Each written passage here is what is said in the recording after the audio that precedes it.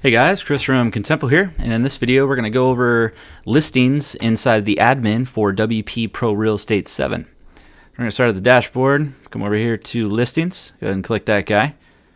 Alright, and these are all our listing posts currently on the site.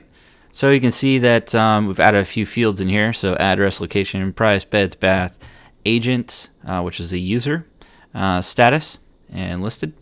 So we got a couple up here that are pending, and these are actually ones that have been submitted from the front end of the site.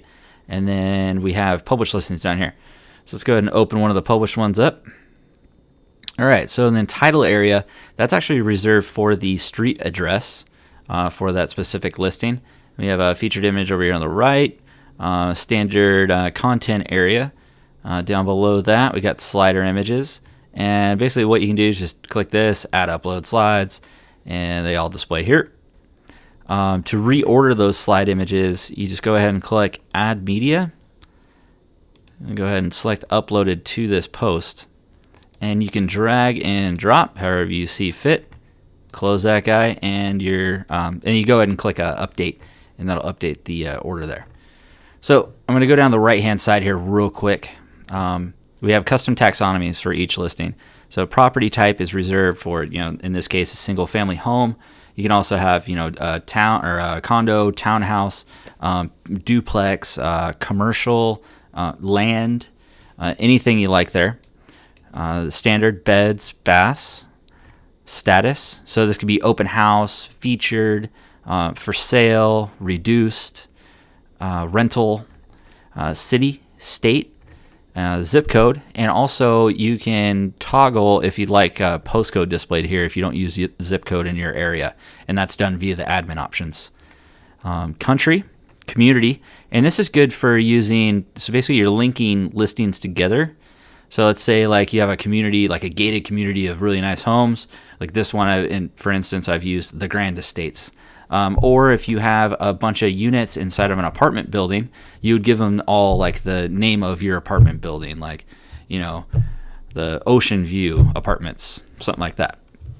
And then additional features, this is for all your additional information for that listing. So like, formal entry, it's got maid quarters, laundry, master retreat, things like that. All right, so let's cover the taxonomies. Let's go back up to almost the middle here. Now the listing info. So you have the option to choose a listing alternate title. So let's say instead of using the street address for the title of the listing, you want to say something cool like downtown penthouse or modern masterpiece or something like that. So a little eye-catching marketing jargon or something if you like.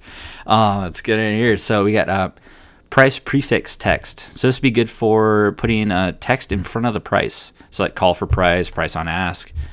This can also, you can leave the price that right here blank and just this will display. Or if you want to use, let's say the price postfix text. So like you got your price and then after, let's say it's a rental. So you'd be like, $12,000 a month or week per night, anything you'd like there. Square feet, and that's either square feet or square meters. And again, that's set in the options panel. Also with the currency, so that's set within the admin options panel as well. And I'll go over that in a separate video. So lot size, and then we got that's square meters or acres. And property ID, this could be your internal property ID. It could be used for MLS ID, any kind of ID. And that's also a search field that you can enable or disable via admin options. The broker information and latitude and longitude. Now there is a function that I've added that's optional that you can use automatic latitude and longitude based on street address or your address that you've entered for your listing. That can be turned on and off. Or you can manually, so you'd want that off if you're going to manually put in latitude and longitude here. Below that, we have owner and agent notes. So this is useful for just having things like if you have multiple brokers logging into your site, if it's not just yourself, and you want to add notes that aren't visible on the front end to clients for that specific listing, you can add them there. All right, and the rental info. So if you've enabled the booking calendar plugin that's packaged with the theme, this block will be available to you.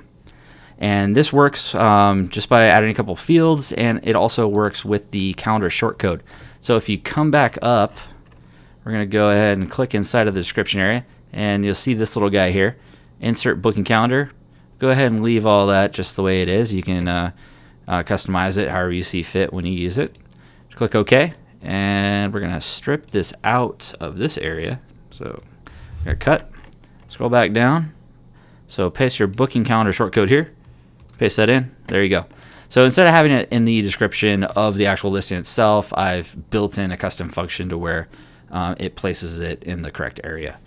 All right, now for rentals, you can also have another separate listing title. So like a villa in Bali, anything you like. Max number of guests, minimum night stay, your check-in and check-out times, extra per person charge, extra cleaning fees, enter your cancellation fees, security deposit, all that kind of good stuff. And again, when you change the currency within the admin options, all these update to whatever you set it at. Okay, that's it for rentals. Now, down here, video. This has built-in support for YouTube or Vimeo. Basically, all you do is grab your video URL and paste it into that field. Good to go. You can also embed videos in the listing description area as well. Now, another feature, if you've enabled the co-listing plugin, you'll have this field down here. And if you have, let's say, like some realtors team up when they sell listings. So if you have multiple realtors for one listing, you'll have a main one that's actually created this post. And then you can tag or add, other authors or agents in this case to that listing as well, and their information will be displayed at the bottom. And basically all you do is you just type in their name here, it'll do a live search, click on them, and then you update the post, and you'll be good to go. So that's it for the listing on the admin side. It's super straightforward, nothing too complicated. It takes you maybe a minute or two to actually add a listing from the back end, and yeah, it's pretty simple. So if you guys have any questions or anything like that, feel free to always open a ticket on my support site or leave a question in the comments.